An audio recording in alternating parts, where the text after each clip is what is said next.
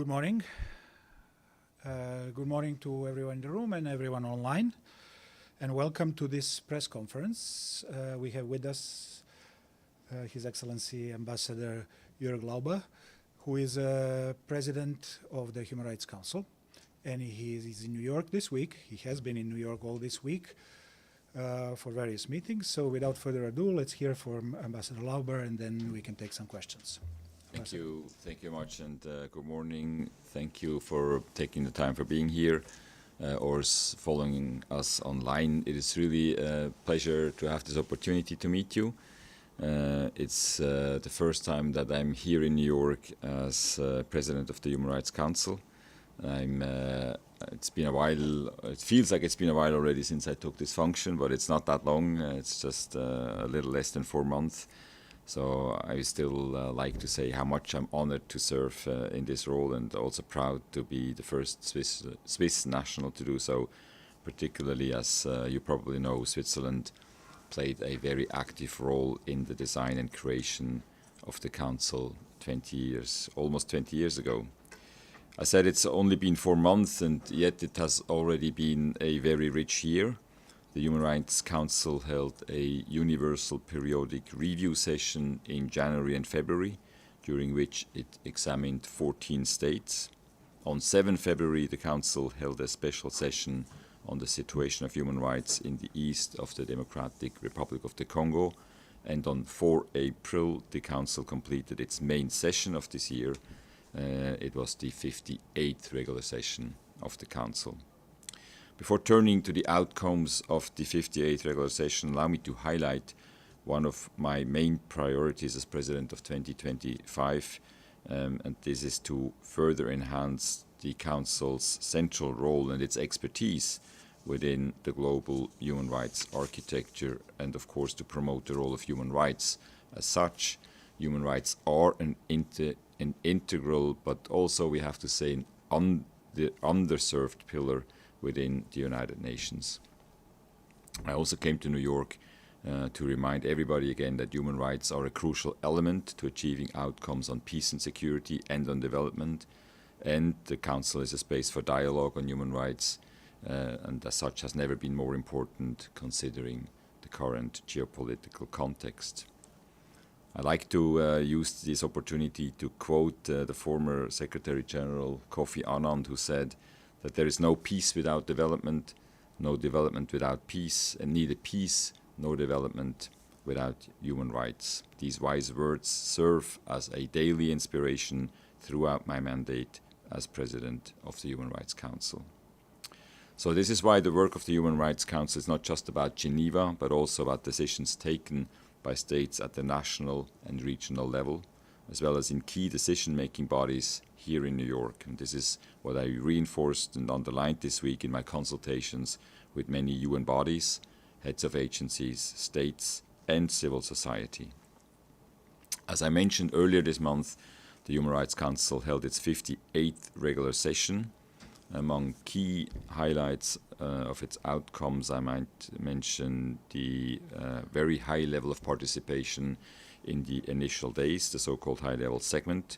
From 24 to 26 February, we had 121 dignitaries participating.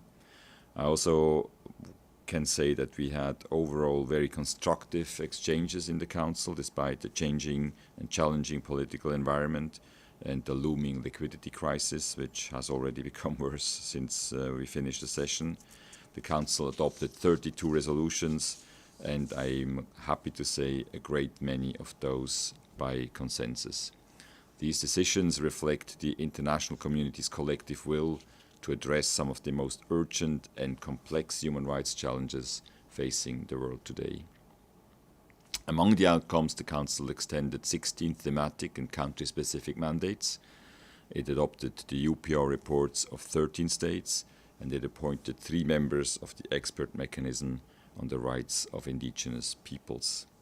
For the first time since 2011, there was consensus to renew the mandate for the Commission of Inquiry on Syria. This is an important, a powerful signal of international solidarity with the Syrian people and cooperation by the new government.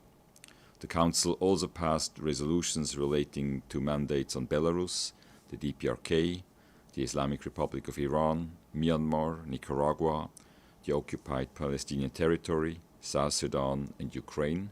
It also continued capacity building work with Haiti and Mali. Technical cooperation and prevention are key mandates of the Council, as is the need to consider and respond to human rights violations when they arise.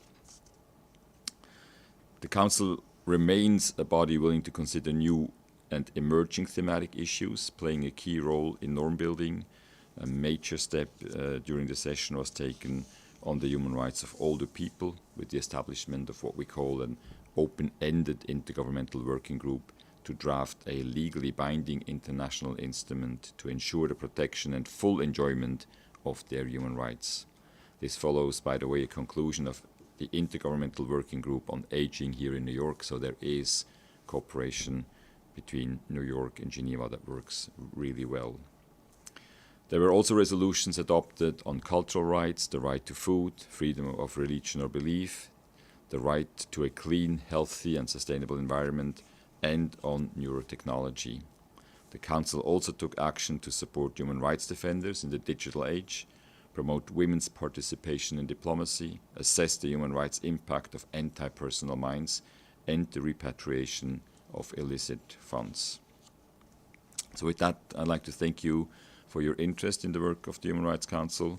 I also would like to invite you to follow the proceedings of our 59th regular session, which will begin on 16 June.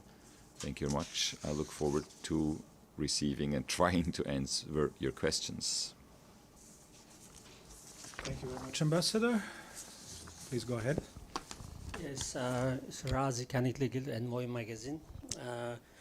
Well, welcome, Ambassador, first of all. And, Switzerland known as a, multilateralism, experience in multilateralism and consensus building.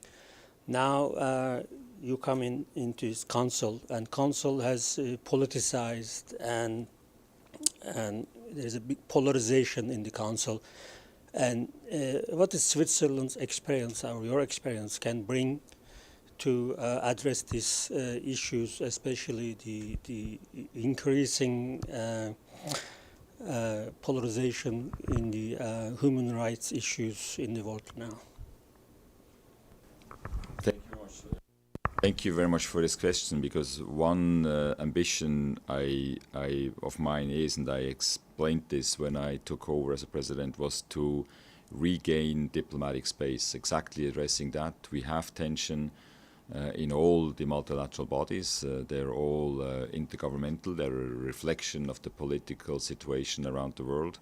It's true that also exists in the Human Rights Council, and I believe that we need to get better again at having spaces where we meet,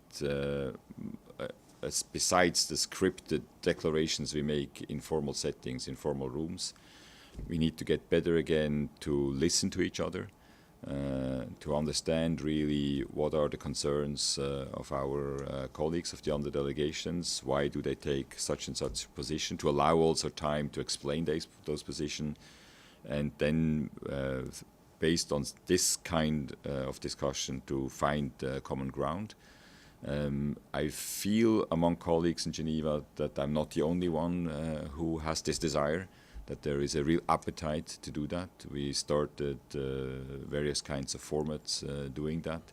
And it will be particularly important also now when we have to respond to the resource pressures that will require us to look at the mandate and see where can we concentrate. Are there things we should not do anymore because we don't have the resources anymore? And this will need the kind of discussion you mentioned, an open discussion that increases the understanding across arguments and divisions. And seeing the attitude of colleagues in Geneva, I'm relatively optimistic that we will be able to make progress there. Thank you. Yes? I'd like to have another question. Well, this AI now, and the AI and misinformation is overwhelming. And now, how does the Council planning to address these issues? Also, if I may add, and there are big criticism how about civil society and human rights defenders. How can they bring their voices into the council and or being represented at the council more effectively? You know, the council, because it has been established only 20 years ago, is a very modern intergovernmental body, and the way it's constructed is it's very open. I think the inclusivity that the council practices is one of the strengths of the council. It's inclusive beyond the 47 member states. It's very open to the observer states who can participate in a very active way. And it is open also to civil society participation. If you look at the program of the council, there are many instances where civil society can participate directly in the debates of the council, and being heard there. And then you also have to look at the wider program of what's happening in Geneva around the council, around the formal meetings, where you have a great number of gatherings in all sorts of configurations, where civil society, where individuals, where groups can bring their testimony, bring their expertise into the debate. And I'm a strong defender of that. I believe that civil society brings information, expertise to the discussion among member states that member states don't necessarily have. Very often also they have a privileged link or a good link to the people on the ground, to the rights holders, and those are the people we as Human Rights Council and as members of the council are responsible to. So we need to hear their voices, and civil society helps us very much in that. Now, the modern technology, there is opportunities and there is threats, and there are debates in different fora. How can we contain the threats, and how can we promote what's positive for society in these technologies? In the realm of human rights, I think we had several debates on this issue. How can we raise up to misinformation? How can we prevent these tools being used to suppress human rights? There's no specific outcome in the sense of a regulatory undertaking, but the issue is very much alive in the discussions of the council, informal sessions, but also in informal settings. We had one resolution on the use of neurotechnology, just to show that the council is able and does so pick up new developments in technology, in society, and has discussions on what the consequences are and how to deal with them. Yes, and then we have online. Hi, I'm Kyota Tanaka from Asahi Shimbun, the Japanese newspaper. Obviously, we are interested in how the Trump administration of the U.S. Reacting to all the international organization or works of the international organizations, and obviously, President Trump announced the withdrawal from this Human Security Council. I'm just wondering how that would affect. I know that it's not the first time that they did it, but I'm wondering what's your take on how that might affect the works or activities of the or what you do in the future. Or as I said, the way the council is constructed is really the objective to be universal, to include all countries, the members, the observers, and beyond that. So what I keep doing in my promotion for the council is I encourage everybody, member states, but also other stakeholders, civil society, academia, private sector, to participate in the discussions in Geneva. And if they have a grievance, if they have a concern, if they are not agreeing with what happened, I invite them to come and participate and share their concern and explain their positions and have a conversation about this. So that's, I think, the role I should play, and I'm doing. Thank you very much. And just one more thing about the funding. I'm not sure how the funding works for the council, but how does that might affect the money side of it? It's I'm laughing, sorry, because it's a very good question. It's indeed a little complicated. The council doesn't have a budget for itself. It receives the council functions with the service it receives from two main sources. One is all that is related to the conferences, you know, the lighting of the room, the interpreters, the sound system, security, all of these things. That's UN property, UN Secretariat, UN Geneva. And then there is the part, the Secretariat to the Council, the support to the President, the support to the instruments of the Council, the special procedure mandate holders, the reporting. The Council often asks for reports on specific situations. That's being done by the Office of the High Commissioner of Human Rights. Now, both of them, UN Secretariat and High Commissioner's Office, they are facing resource constraints, and so this will have repercussions on the Council. And that's a discussion I'm going to have with the members of the Council and the other states when I go back to Geneva, based on the information I received this week in New York also, and see how we as a Council need to react to that. Thank you very much. I get a better idea now. Thank you very much. Thanks. Okay, I see a question online. Mike, go ahead. Thank you very much, Mr. President. Thanks for taking my question. I appreciate it. I had a couple questions regarding what you mentioned, grievances, concerns, and transparency and accountability. Your special rapporteur for Palestinian rights, Francesca Albanese, took a politically charged trip to Australia and New Zealand in November of 2023.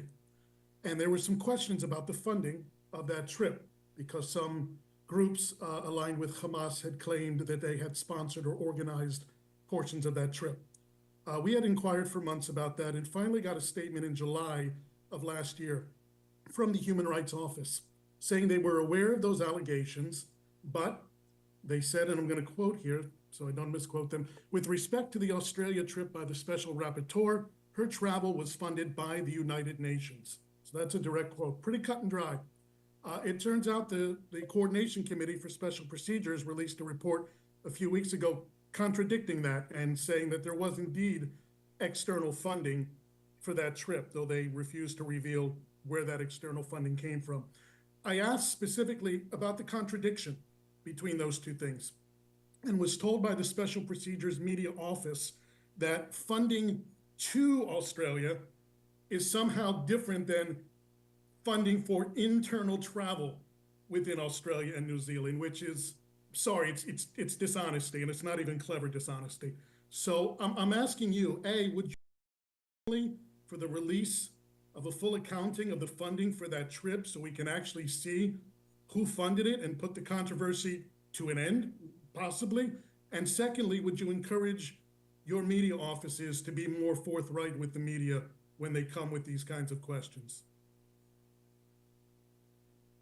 Thank you very much. I'm not familiar with all the details of this case because this was last year under my predecessors. I know that there were allegations against that particular mandate holder.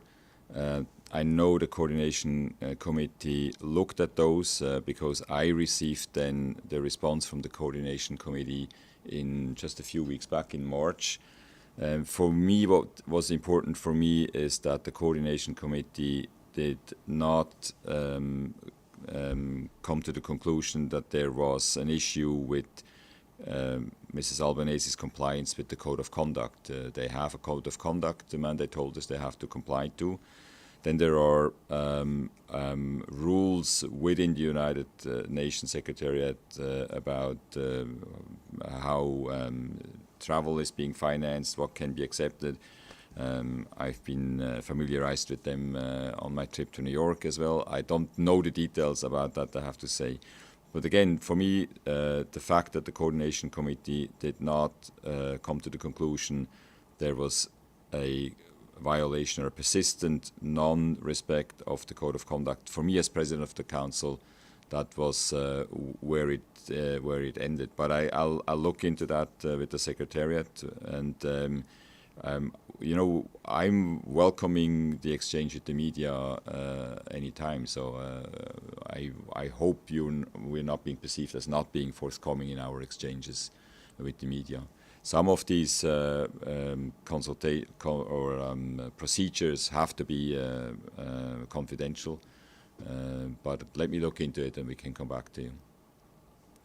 That it seems suspicious to cover something up for a year and a half if everything is by the book. One other question before I let you go. Speaking of the same special rapporteur, you had received communication from several countries and officials regarding her conduct right before she was reappointed to her mandate a couple of weeks ago. There are allegations, and I don't know the ins and outs either, that information was forwarded to the coordination committee instead of being forwarded to the council members themselves who have final determination over the extension of her mandate. Can you confirm that that was the case? And if so, why was that information not relayed? The procedure is as follows.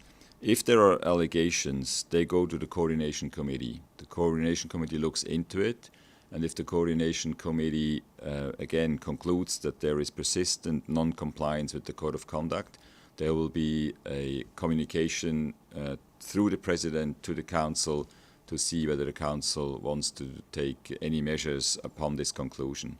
That's one side. That's why this happened how it happened. And then you mentioned reappointment. It's almost as complicated as with the financing of the council. But what happens is this: the council only appoints special mandate holders once at the beginning of their mandate, and then the rules say they can stay in their respective roles for a maximum of 6 years. For a country-specific mandates are renewed every year. So if I'm elected a special mandate holder for a country-specific mandate, I'm elected once, and then provided the mandate gets extended by the council, I can stay a maximum of 6 years of that mandate, but the council never reconsiders my election. It does it only once in the knowledge that I can stay on this for a maximum of 6 years. For issue-specific mandates, it's 3 years. Same again, I'm elected once in the beginning. After 3 years, if the mandate gets renewed, I can stay on until the maximum of 6 years. The OPT mandate is special again because there is no limit. I think the resolution says it remains in place as long as the territories are occupied. I was a bit, it took me a while to understand that because there was this talk about reappointment, but there is no reappointment. The council appoints once, and then they can stay on as long as the mandate is extended, renewed, but for a maximum time of 6 years, which corresponds to 2 issue mandates and to 6 renewals of country-specific mandates. There is a bit of confusion around there. I know. I realize I had to myself to learn about this. Thank you. Do we have any other questions?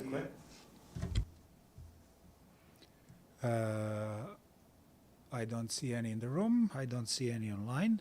Thank you very much for coming. And with that, we will conclude this press conference. Thank you, Ambassador. Excellent. Thank you so much.